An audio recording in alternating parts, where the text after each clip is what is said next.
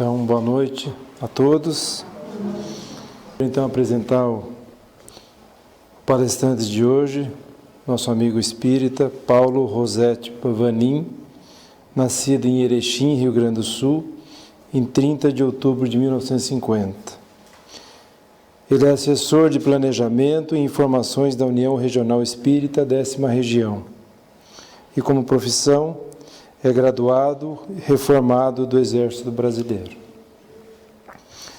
Então, antes de darmos início, como ele sempre faz conosco, quando nós vamos apresentar, vamos ler uma página relativa à mensagem de hoje, tirada da obra Jesus e o Evangelho à luz da psicologia profunda, que diz assim, de Joana de Ângeles, Espírito, e de Valdo Pereira Franco.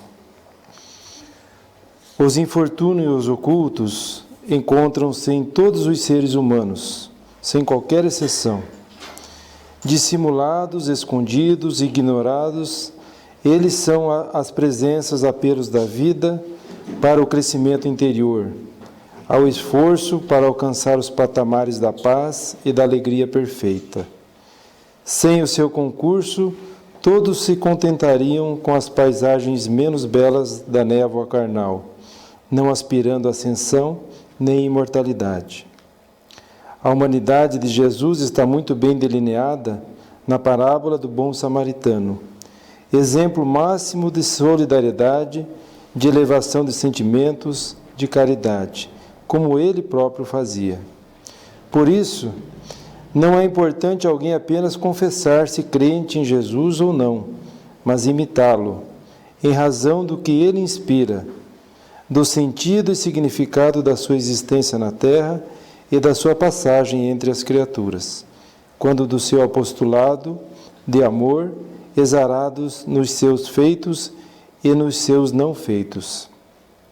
Nesse contexto, ele deixa de ser o símbolo Jesus, distante, irreal e complacente, para tornar-se o dinâmico Jesus-homem de todos os momentos do caminho dos homens, instruindo-os, renovando-os, soerguendo-os e aguardando-os pacientemente. O homem moderno necessita ouvir Jesus com os olhos, sentir os exemplos que ressumam da sua história e que estão ressuscitados nos seus seguidores, que procuram fazer conforme ele realizava, na direção do alvo essencial, que é a libertação das paixões constritoras que remanescem no egoísmo da natureza animal, transformando-se em realidade espiritual. Então, após essa mensagem, Vanin vai nos conduzir, então, no tema Os Infortúnios Ocultos. Meus queridos, que Jesus continue nos abençoando com seu amor e a sua compaixão por todos nós. Digo-vos que é uma aventura, mas faz parte da contingência. Afinal, isso aqui é um mundo de provas e expiações, né? É onde a gente desenvolve tolerância, paciência e assemelhados. Nós, como vocês viram, precisamos ficar no Exército, nessa encarnação, 31 anos para desenvolvê-las. E estamos na luta ainda. Uma disciplina, uma virtude foi desabrochada. Não significa que já a temos, que é a disciplina, né? Abaixo de ordem. Foi necessário para isso.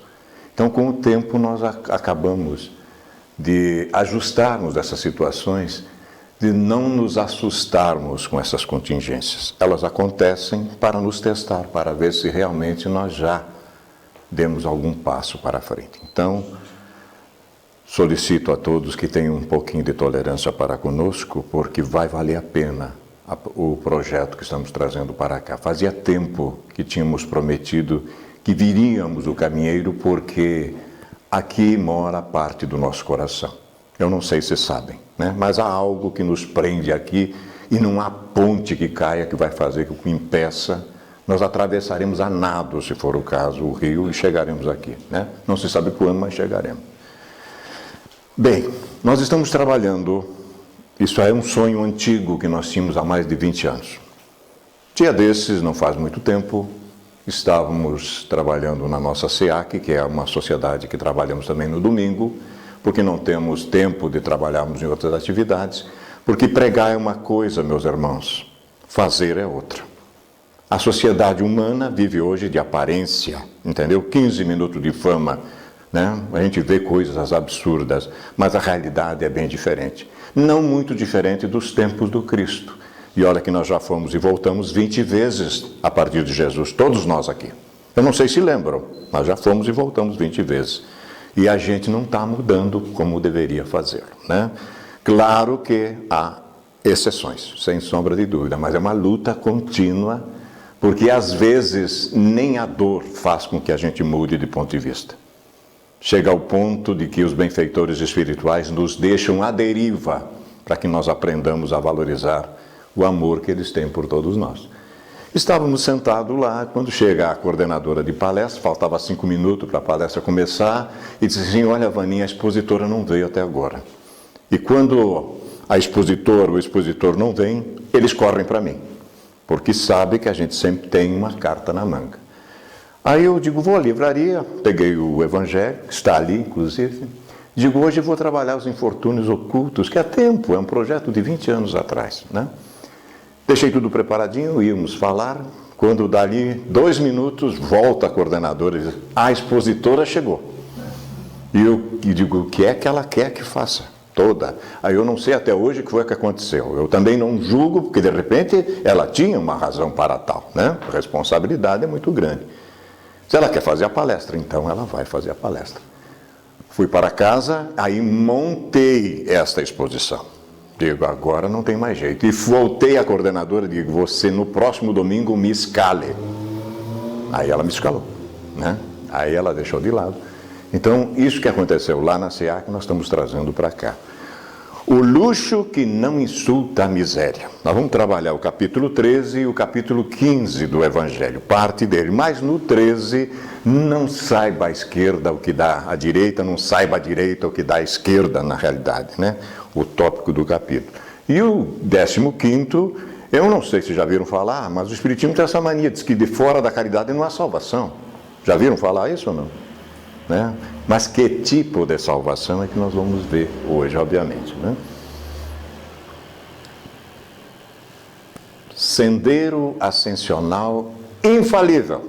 Sendero, em espanhol, caminho. Caminho, né?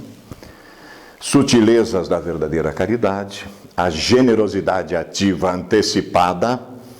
Eu vejo, eu enxergo, posso, inclusive, interagir no processo sem me comprometer, mas não faço. Isso é crime de lesa humanidade. E quem de nós, nos dias atuais, pode dizer que não vê a miséria do outro? Qual é a razão do outro estar? Está pagando pecado? É karma? E eu não faço nada? Se eu vejo, então é isso que nós vamos ver. Quando a criatura antecipa seu fato, né, e age. O discernimento sobre as finalidades existenciais. Afinal de contas, eu vim de onde? O que é que eu estou fazendo aqui? Para onde é que eu vou depois? Tem gente entrando em depressão pensando nisso. Porque as religiões convencionais, com todo o respeito que as nos merecem, não respondem essas questões. Não respondem, né? Fenômeno genético íncito em todos os seres humanos. A gente vai se surpreender com isso. Maneiras eficazes de tornar o grupo social digno de melhor qualidade de vida, esperando que o grupo me faça feliz, ou eu posso também dar a minha parcela para que o grupo se faça feliz. E algumas considerações finais. Pergunto, cai no vestibular. Que passagem é essa? Aqueles que já estudamos assim o Evangelho assim profundamente, de preferência inclusive na psicologia profunda, uma proposta que a benfeitora Joana de Ângeles vem fazendo há muitos anos. Há muitos anos. Alguém lembrou dessa passagem? Uma viúva, dá para ter agora uma ideia? Deu uma dica? Moedinha, como é que ele chama? O óbvio da vida, velho. Gasofilácio, já viram falar? Sabem o que é gasofilácio? Aquela caixinha. Vamos ver então. Sentado, olhem só, o Cristo cósmico, que nós transformamos ele num líder religioso. Tivemos a petulância, a capacidade mínima, pigmeia, de transformar o governador planetário num líder religioso. E é só meu, é o meu Deus, Sentado de frente ao gasofilácio, caixa de ofertas no Templo de Jerusalém. Onde é que começou, a coisinha, passar o chapéuzinho, Onde é que começou? E a gente copia isso, viu? A gente copia, Contemplava Jesus como a turba coloca moeda de cobre no gasofilácio.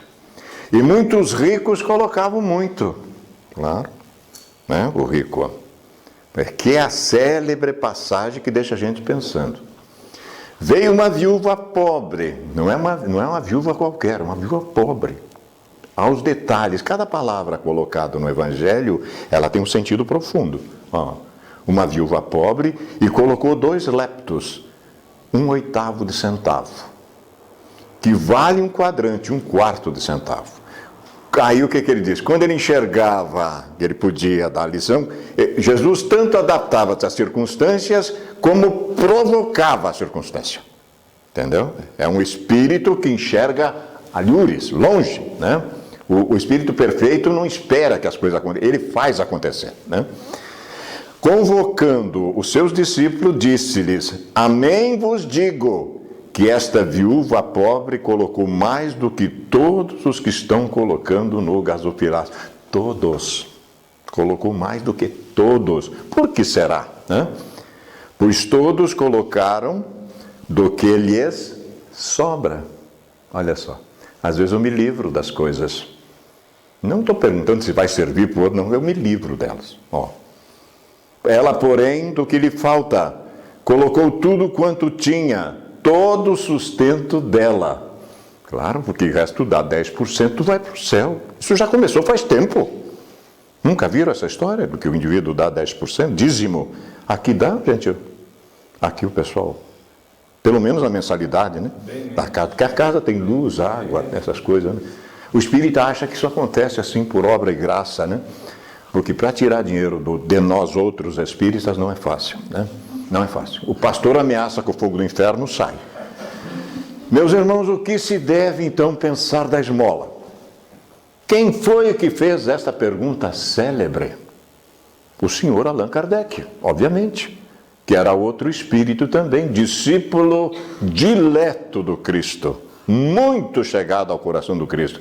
Porque se nós formos lá no capítulo 6, o Cristo Consolador, tem uma passagem, uma dica extraordinária. Eu estou convosco e o meu discípulo, o meu apóstolo vos ensina. O Espírito de verdade chama o codificador de apóstolo. Esse é o verdadeiro tema. Ele perguntou então para os benfeitores da humanidade que se deve pensar da esmola. Condenando-se a pedir esmola, o homem se degrada física e moralmente. Embrutece-se. Uma sociedade que se baseie na lei de Deus e na justiça deve prover à vida do fraco sem que haja para ele humilhação. Nós estamos falando de 1857, Paris, na Cidade de Luz. Este é o livro dos Espíritos. Deve assegurar a existência dos que não podem trabalhar sem lhes deixar a vida à mercê do acaso e da boa vontade de alguns. Ainda bem que tem alguns, Geni, senão nós estávamos perdidos. Imagina se não tivesse nenhum, Nenhum. Há uma outra passagem que diz assim: uma sociedade regida pela lei do Cristo, ninguém poderia morrer de fome. Pergunto-vos, ainda morre gente de fome? Ou não? Quase metade do mundo. Que lei é essa? O governador planetário está isento disso? Claro que não. A parte dele é feita, Volta o codificador perguntar: então dar-se-á que reproveis a esmola? São perguntas extraordinárias. Perguntas, às vezes, mais importantes que a resposta. Não. O que merece reprovação não é a esmola. mas a maneira por que habitualmente é dada. Olha o detalhe agora, né? O homem de bem, que é raro neste mundo, o homem de bem, que compreende a caridade de acordo com Jesus, 886 de O Livro dos Espíritos, também cai no vestibular, né? Vai ao encontro do desgraçado e não dê encontro ao desgraçado, sem esperar que este lhe estenda a mão. É disso que nós vamos tratar nesta noite. A verdadeira caridade, meus irmãos, é sempre bondosa e benévola. Está tanto no ato como na maneira por que é praticado. Duplo. Duplo valor tem um serviço prestado com delicadeza. Se eu for com altivez, pode ser que a necessidade obrigue quem o recebe a aceitá-lo. E nós já vimos isso muitas vezes. Mas o seu coração pouco se comoverá. Ele aceita, mas não adiantou, né? Lembrai-vos também de que, aos olhos de Deus, a ostentação tira o mérito ao benefício. Por isso, não saiba à esquerda o que dá à direita. Olha lá. Disse Jesus: ignore a vossa mão esquerda o que a direita der. Por essa forma, ele nos ensinou a não tisnarmos a caridade com orgulho, manchar.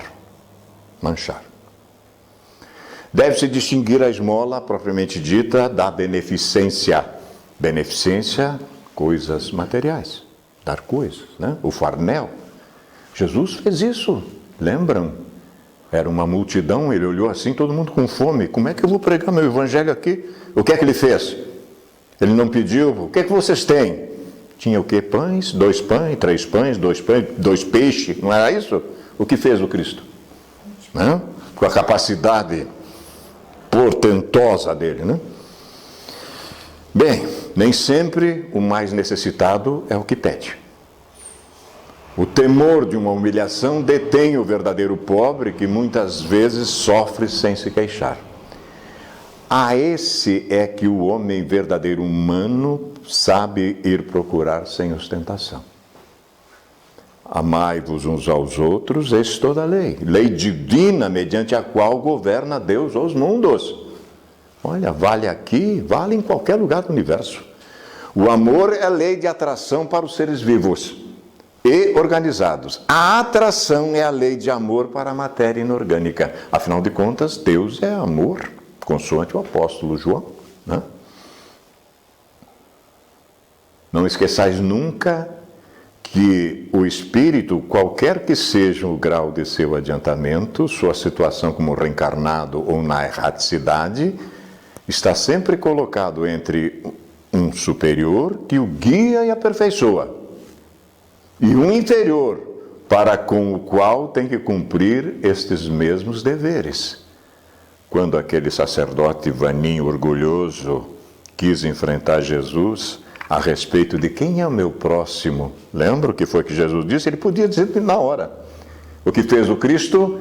Veio a célebre parábola do bom samaritano. Terminada a parábola, ele diz para o doutor Vanin, orgulhoso: quem tu achas que foi o próximo dele? Ele não pronunciou a palavra samaritano, porque odiava o samaritano. Mas Jesus usava o samaritano só para provocar. Aquele que teve compaixão dele. E aí qual foi a resposta? Então, meu querido, vai tu e faz o mesmo.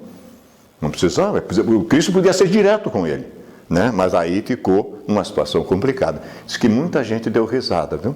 Muita gente. Sede, pois, caridosos, praticando não só a caridade que vos faz dar friamente o óbolo que tirais do bolso ao que vô-la ousa pedir, mas a que vos leve ao encontro das misérias ocultas. Ser indulgente com os defeitos dos vossos semelhantes, em vez de votar de desprezo à ignorância e ao vício. Olha só. Instruí os ignorantes e moralizai os viciados. Mas isso dá trabalho. Eu vou ter que deixar a minha em família, a minha novelinha, vou ter que sacrificar alguma coisa, não tem outro jeito. Não tem outro jeito. Porque eu não sei se os nossos queridos irmãos sabem, nós vamos voltar. Deus queira que para cá.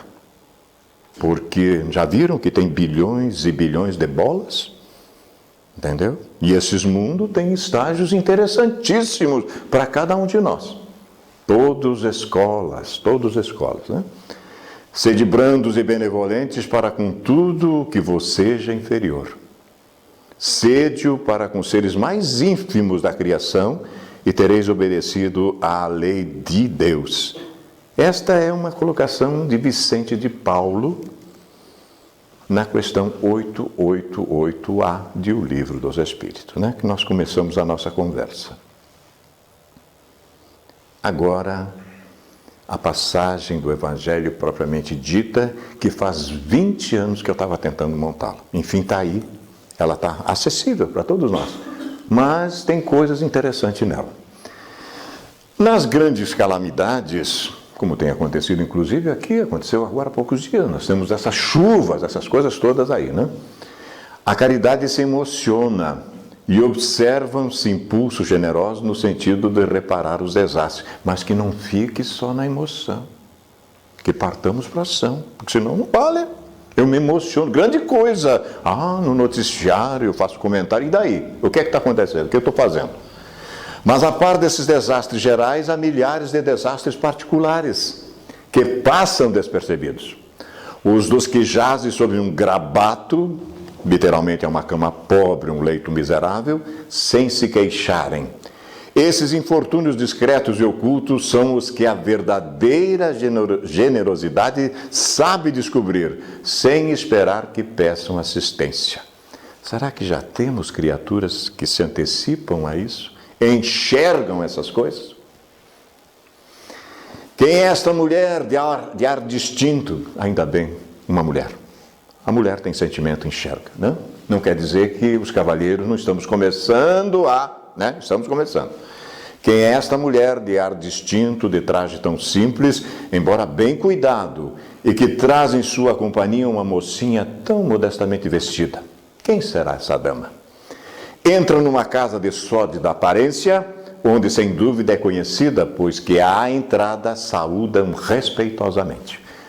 Aonde vai ela? Sobe até a mansarda, onde jaz uma mãe de família cercada de crianças.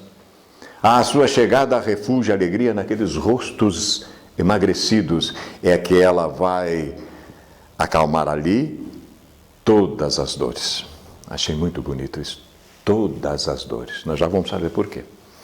Traz o de que necessitam, condimentado de meigas e consoladoras palavras que fazem que os seus protegidos, que não são profissionais da mendicância, aceitem o benefício sem corar.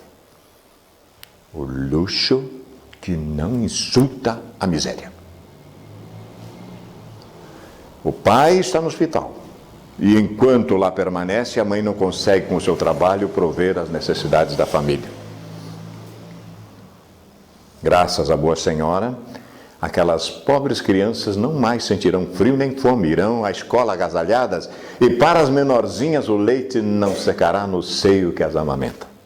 Se entre elas alguma adoece, não lhe repugnarão a ela, a boa dama, os cuidados materiais de que essa necessite. Dali vai ao hospital levar o pai algum reconforto e tranquilizá-lo sobre a sorte da família.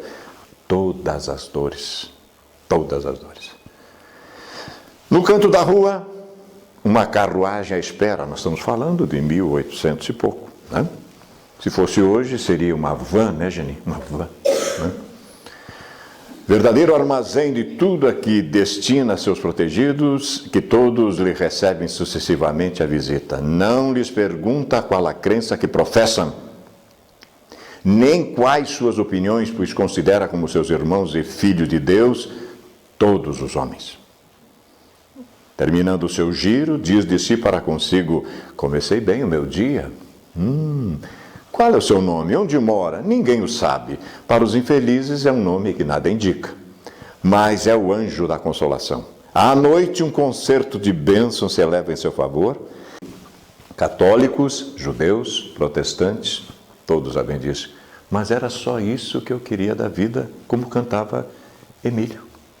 Era só isso, né? Olha aí.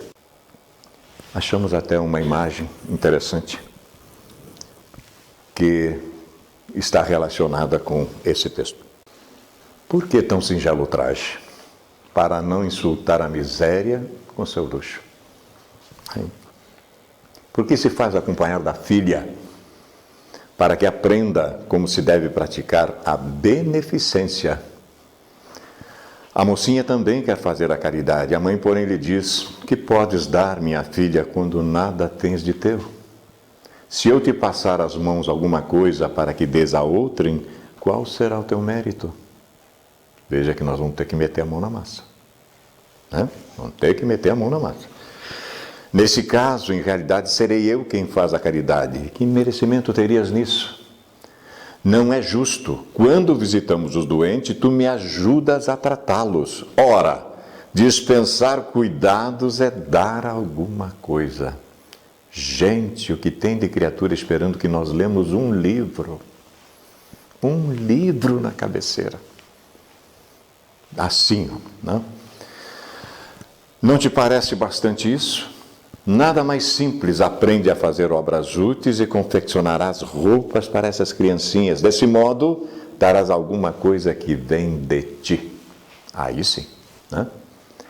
É assim que aquela mãe verdadeiramente cristã prepara a filha para a prática das virtudes que o Cristo ensinou.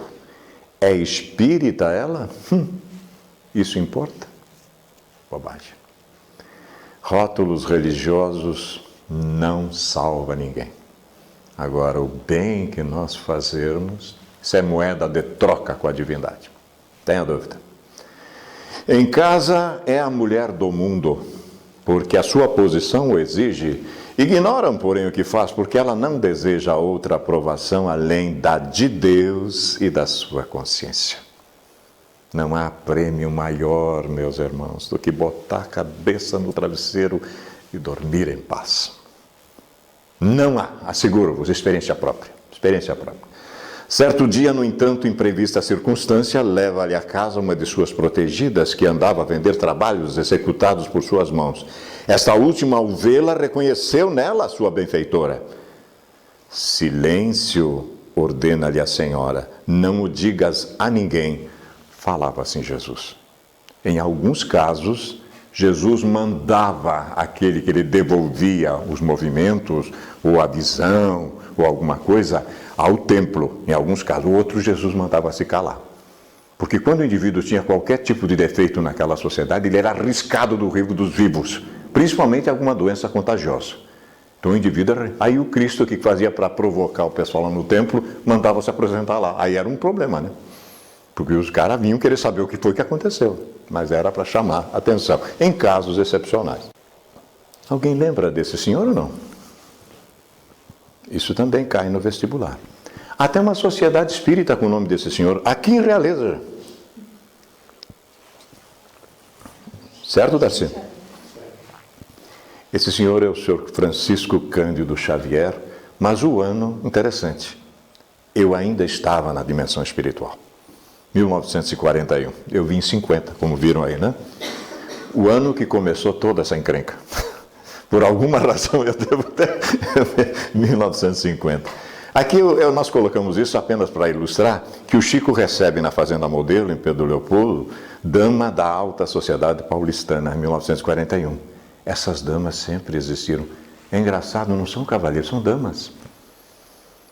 Eu tinha um sonho recorrente, que estava para renascer novamente, e eu estava indo para uma casa azul, masculina, reencarnação masculina. Aí o benfeitor disse para mim: não, meu filho, agora a sua é aquela rosa. Digo, tá, interessante. Possivelmente estamos se preparando para isso.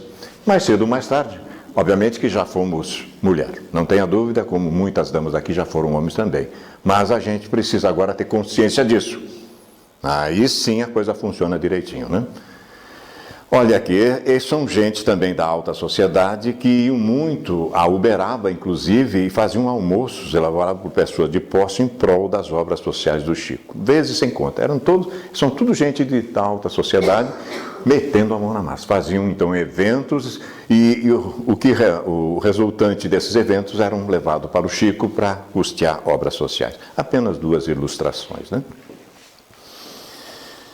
Em toda parte, meus queridos, são encontrados convites ao serviço edificante para quem deseja realmente encontrar-se e brilhar interiormente. Desejamos isso? Nos encontrar e brilhar interiormente. Lembra da obra de André Luiz? Um dia o André se apegou a brilhar. De tanto que fez, ele começou a chorar, porque ele viu que ele brilhava por dentro. Mas depois de muito trabalho, obviamente, né? A visão dessa realidade, porém, é consequência das experiências interiores que trabalham em favor da descoberta dos valores realmente significativos, quão indispensáveis. Assim como eu tenho alguém que me puxa, eu tenho que puxar alguém, é uma corrente, entendeu? Assim como eu recebo, eu tenho que passar. Porque se eu olhar para trás, tem sempre alguém numa situação mais complicada do que a minha, né?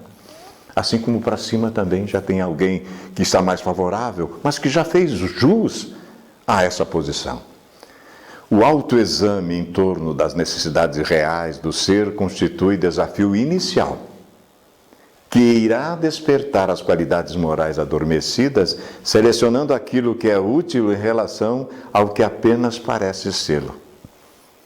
Afinal de contas, se nós formos ver, isso é um conceito paulino. Gentil já me ensinou isso, né? Tudo me é lícito. Não foi isso que disse o apóstolo? Mas será que tudo me convém? Né? Então, a melhor parte. A educação dos hábitos torna-se-lhe então instrumento valioso para a aquisição do bem. Mudança de hábitos, principalmente. Mudança de hábito. Graças ao discernimento sobre as finalidades existenciais. Dando-se conta de que é aplicado muito tempo na satisfação dos instintos, e vou provar isso agora, que tomam as 24 horas do dia nas diversas atividades, inclusive no repouso pelo sono, surge o momento em que se faz imperiosa a reserva de algum tempo para a reflexão dos conteúdos espirituais, meditando em torno das ocorrências do cotidiano. Quantas horas nós estamos dando semanal para o espírito imortal, em detrimento da personalidade que fica? Vocês estão olhando para o Vanim pela última vez. Mas para esse espírito aqui, posso vos assegurar, voltaremos mais invocados ainda. Sem dúvida. Mas o Vanim desaparece, a personalidade. Agora eu invisto na personalidade ou naquilo que vou levar. Quanto tempo por semana? Por semana nós estamos dando para o espírito imortal. Por isso que nós estamos assim, ó. Intelecto chegando em Marte, não sabendo o que fazer lá, e o sentimento lá embaixo. Nós estamos desse jeito, assim, capenga. Nós temos que equilibrar essas asas. O Cristo cósmico era um equilíbrio total entre ânimos e ânima. Por isso que ele disse, quem de vós me convence de corrupção? Tenta. Não tem jeito. Tentaram de tudo com aquele menino, até os discípulos, ninguém resolveu. Aí o pai, num desespero final, levou ao Cristo. Senhor, tu és a minha tábua de salvação. Aí Jesus diz a ele, tu achas que eu posso? Jesus transfere sempre, mexe com a gente. Aí ele disse, mas Senhor, ajuda a minha incredulidade. Aí quando Jesus diz, trazei-mo cá, e disse ao espírito perturbado, sai dele. Pronto. A força moral. É desse jeito que nós vamos chegar lá, não? Força moral. A reencarnação, meus queridos, graças ao bom Deus, se não tivesse a possibilidade de renascermos de novo, estaríamos todos queimando no inferno. É terrível, porque sem a reencarnação não há justiça divina. Não é possível, entendeu? Não foi o Espiritismo que inventou a reencarnação, é uma lei natural. E quem não andar de acordo com essa lei natural está equivocado, né? A reencarnação surge na tela mental como bênção de inapreciável significado, por facultar-lhe prosseguir sempre na realização iluminativa que inicia. Tudo que eu construí continua comigo. Vale a pena investir em mim, né? Vale a pena. Esse conhecimento não o faz postergar indefinidamente o trabalho de crescimento espiritual. Antes, pelo contrário, estimula-o a iniciá-lo imediatamente e a prosseguir com afã, diminuindo o tempo que se lhe faça necessário. A luz no túnel que brilha convidativa à distância é motivação valiosa para sair-se da escuridão na qual se jornadeia entristecido e desmotivado. À medida, porém, que o espírito adquire sabedoria, estou falando sentimento, novos estímulos influenciam-lhe o automatismo fisiológico, olhem só, e as células que dialogam entre si, trilhões, passam as informações mantenedoras de vida em diferentes ritmos, propiciadores do bem-estar e do equilíbrio por toda a maquinaria fisiológica. Maravilha! Eu já não adoeço mais. Olhem só, vale a pena. É uma troca extraordinária, a gente não vê essas coisas. A sensação de harmonia orgânica, mesmo quando algum distúrbio tem lugar no capítulo saúde e doença, não vai interrompida. Porque o espírito compreende tratar-se de um acidente de percurso, sem piores consequências, como sendo necessário o prosseguimento da marcha na direção do destino estabelecido. Plenitude. Essa é a nossa meta. Praticar o bem, meus queridos, portanto, é fenômeno genético, íncito em todos os seres humanos, queiramos ou não. Está em nós, né? Agora, faço, não faço, livre-arbítrio. Esforçar-se por facultar-lhe o surgimento como função inteligente da vida constitui tarefa impostergável para a criatura inteligente na face da terra. O bem, no entanto, é tudo aquilo que corresponde às leis de Deus, desde os pensamentos mais simples de amor e ternura até os gestos grandiosos de sacrifício em favor do próximo, da sociedade, da vida. Ninguém tem mais amor do que aquele que dá a vida pelo amigo. Jesus fez isso.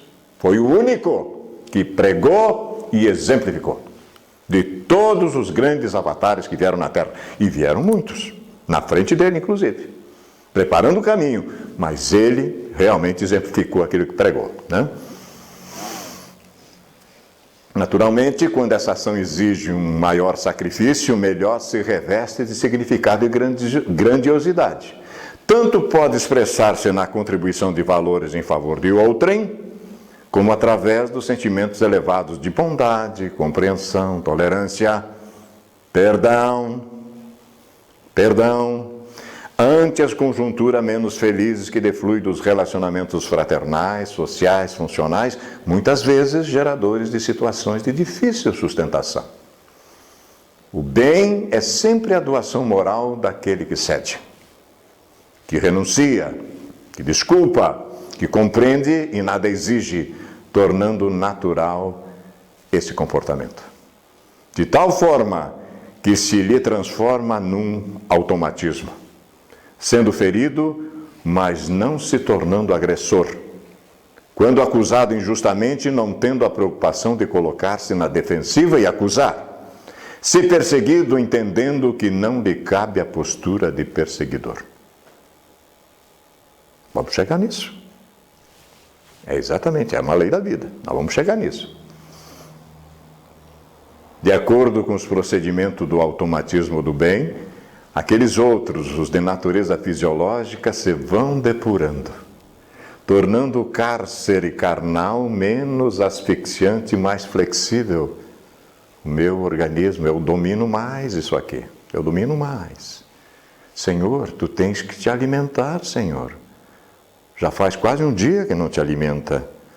O meu alimento, a minha bebida, é fazer a vontade do meu Pai.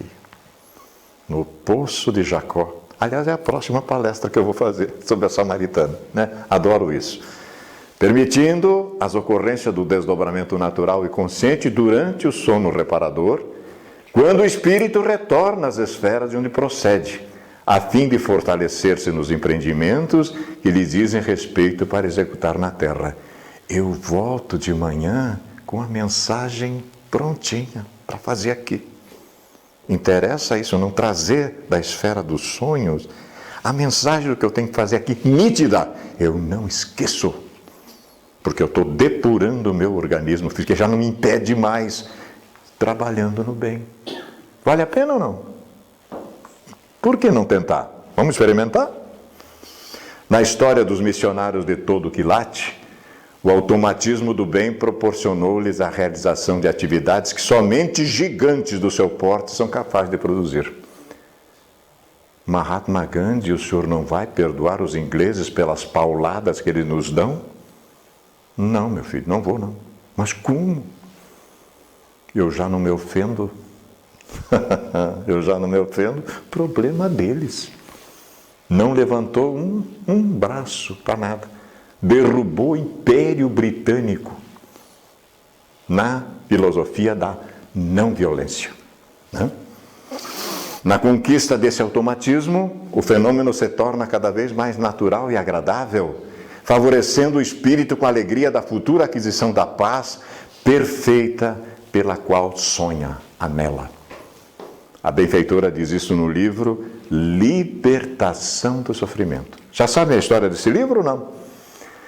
A terceira obra da benfeitora na série psicológica chama-se Plenitude. O último capítulo do livro é Libertação do Sofrimento. Ela deu em síntese já o que precisava para fazer para se libertar do sofrimento. Ninguém ligou. Aí ela escreveu um livro. E disse mais, se vocês não ligarem agora, eu vou escrever uma enciclopédia. É verdade. E o Divaldo está ainda aí. Muita gente está dizendo, venham ver o Divaldo, porque o Divaldo vai desencarnar. E ele diz que vai ainda matar muita gente. Que é bobagem. O Divaldo falou, vai matar muita gente ainda. Engraçado que ele foi para a Europa, disseram para ele, venham ver, porque o Divaldo pode ser que venha a última vez. Tinham dito na vez anterior. Quando ele chegou lá, a pessoa que tinha dito tinha desencarnado e ele está lá. Então é prova de que isso é verdade. Né? A pessoa que falou a vez passada desencarnou. E ele está aí ainda trabalhando. Né? Considerações finais, meus queridos. Parece que a nossa mensagem está chegando ao objetivo que nos propomos. Ninguém pode viver em plenitude a sós. Nós somos gregários. Nós precisamos um do outro. Porque a virtude que a Geni tem ainda falta em mim. Eu preciso aprender com a Geni e vice-versa. É assim que a gente se complementa, né? Ignorando as dores e as aflições das demais pessoas, isolando-se para preservar a paz. Bobagem. Já contei aqui que lá em Cascavel o cemitério tem cerca elétrica ou não? Não vi. Não se sabe se é para pular daqui para lá, se não é para deixar sair pela casa. Mas tem. Então vocês veem, não tem ver, mas olha que dia estamos. Cemitério com cerca elétrica. Então não há segurança em lugar nenhum, nem aqueles que estão descansando. Bobagem, quanta bobagem. Essa seria a paz do pântano, em que se percebe tranquilidade na superfície, aparência, mas decomposição e morte na intimidade que permanece oculta. Porque a gente recebe abraço pela frente e um punhal nas costas. São dias terríveis que estamos vivendo. Agora, não quer dizer que eu vou aceitar esse tipo de provocação. O que o Evangelho nos propõe é dar a outra face àquela que não foi atingida. É uma outra proposição. Difícil isso? Claro que é. Mas nós vamos ter que chegar nisso, né? Porque nós estamos indo para a perfeição, como é que nós vamos fazer, né? A compaixão é sempre dinâmica. Não se detendo em apenas sentir o problema de outro. Tadinho! Olha lá. Porém, atuando de forma salutar para que a dificuldade seja solucionada mediante a sua contribuição lúcida e misericordiosa. Tadinho, né? Ó. A benfeitora diz isso no livro Jesus é Vida. Né? Muito interessante. Compaixão e Vida é o capítulo. Sempre dando força para o... Né? Gosto muito dessa fase que o espírito vive, porque um apoia o outro, né? Tem mais, assim, sentimento realmente. Se alguém se encontra necessitado de determinado socorro que outro lhe pode dispensar e esse não o faz, olhe lá. Os danos que aí se originam tornam-se responsabilidade daquele que agiu de maneira indiferente ou se negou a contribuir para erradicá-los. Se nós formos no bojo doutrinário, a proposta da filosofia espírita, eu não sou responsável só pelo mal que faço, mas por todo o bem que eu deixar de fazer. E as consequências desse bem não feito. Eu tenho saída? Estamos amarrados, né? É isso, em linhas gerais é isso. Misérias incontáveis poderiam ser extirpadas do planeta se alguns indivíduos que dispõem do poder, seja social, econômico, político, religioso, artístico ou administrativo, se empenhassem por alterar-lhe a marcha devoradora. Não é comigo, é com a Dilma. Deixa para a Dilma. Depois da Copa nós vamos ver a conta. Viu? Não precisa ser quem for estiver lá. Não é só a Dilma, quem estivesse lá. Vai mandar a conta para nós depois. Podem ficar certo disso, né? Dessa brincadeira, dessa festa toda. Preocupados, no entanto, em mais amealhar, acumulando fortuna de que jamais se utilizarão para qualquer fim nobre, ou dominados pela presunção e vaidade que os inflam de orgulho, são responsáveis pela desdita que decorre dessa atitude infeliz. Esta é a lei moral. Esta é a lei moral. Você viu, você podia interagir, não ia nem se comprometer. Podia fazer anonimamente, como aquela dama faz, mas não fez. Imagens, mais imagem. Né? Uma sociedade regida pela lei do Cristo, ninguém poderia morrer de fome ou humilhar-se desse jeito. Não obstante, todos os indivíduos possuem o impulso para a ação fraternal e humanitária que dignifica gens divino em nós, íncito em nós. Mesmo quando destituído de meios grandiosos para atender as multidões, pode, entretanto, socorrer aquele que se encontre mais próximo, contribuindo com pequenas dádivas de carinho e de compaixão, transformadas em pão e medicamento, em agasalho e orientação, em trabalho, em reconforto moral. Não apenas por meio dos valores amoedados se pode e se deve praticar o bem, senão também utilizando dos sentimentos fraternais, que são bênçãos da vida em favor de outras vidas.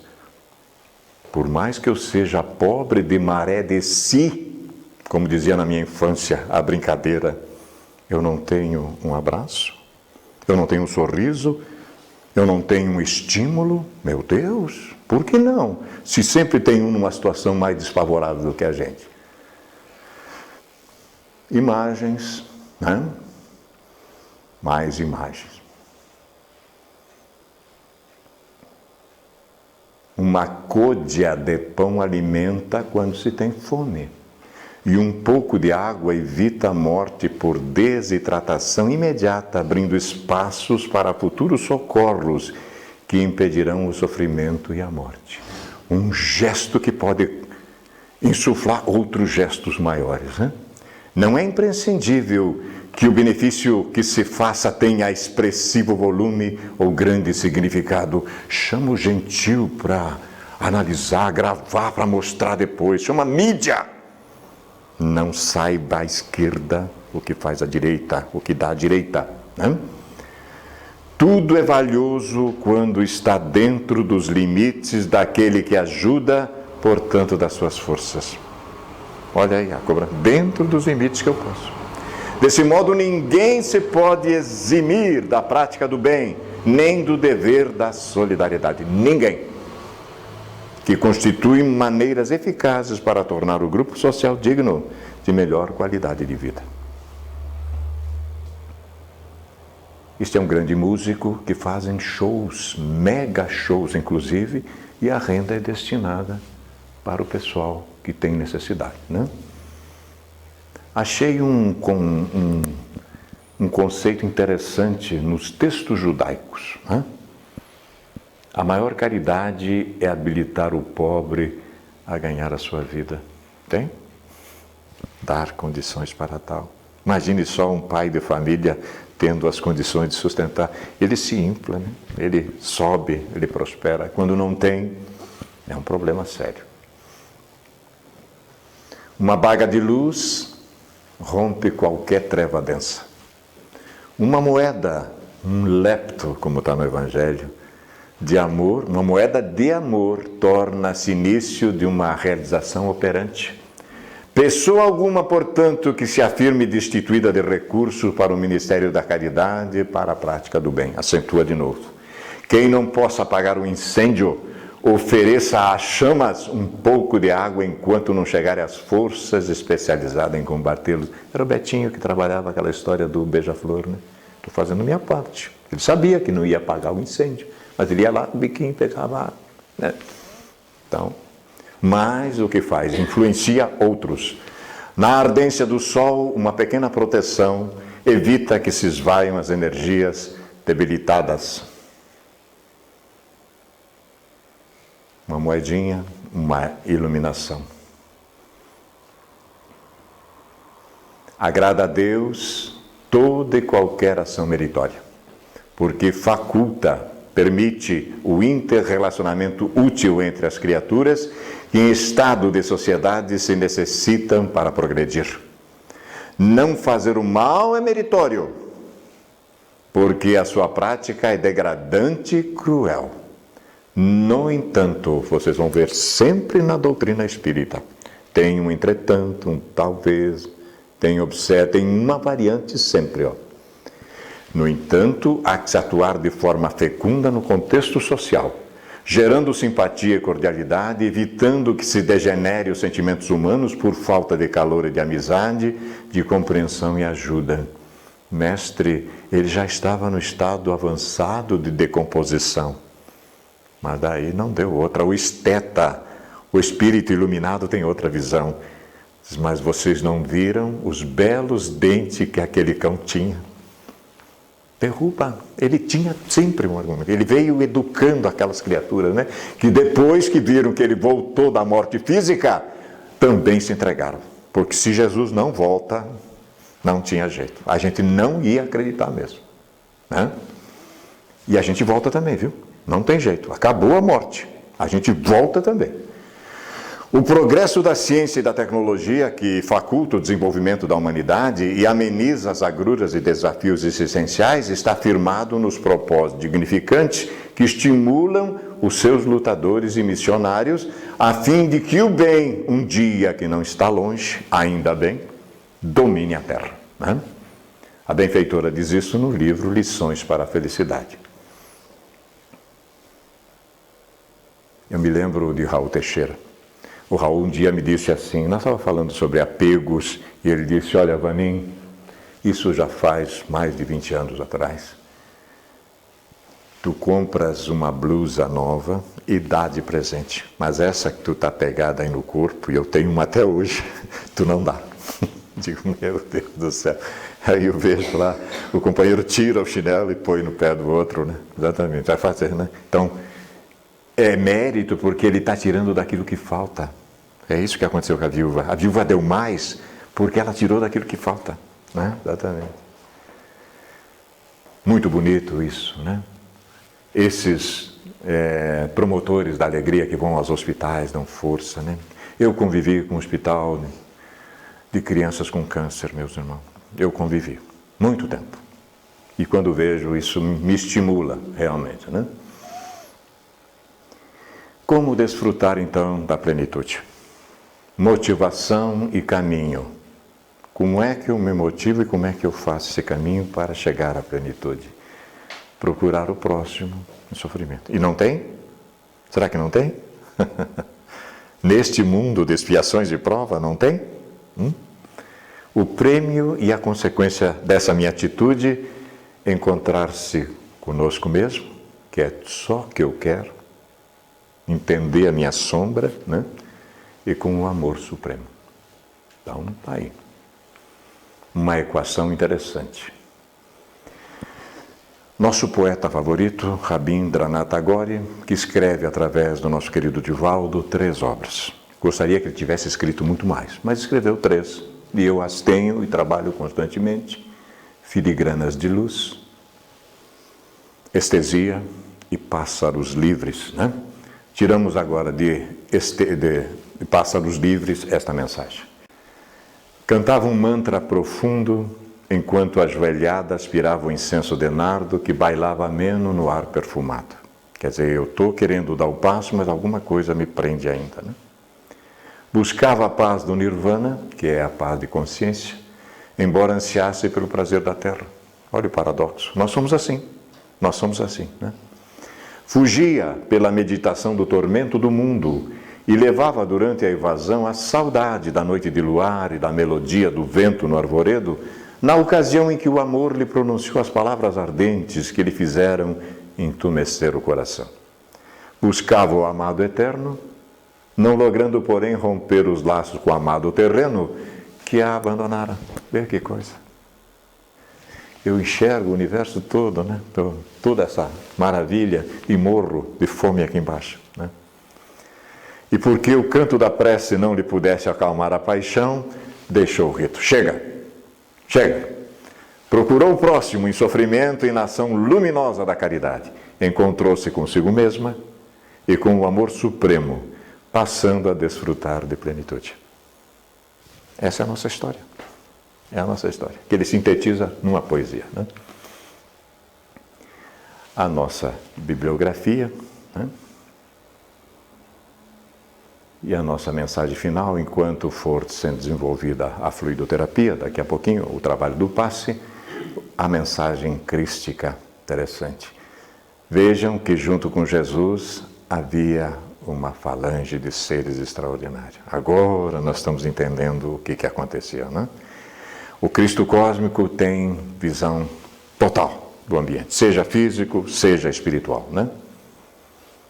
Amém vos digo que na medida em que fizeste a um destes meus irmãos mais pequeninos, não se referia à infância, mas à capacidade de absorção do conhecimento, espíritos infantis, a mim o fizeste.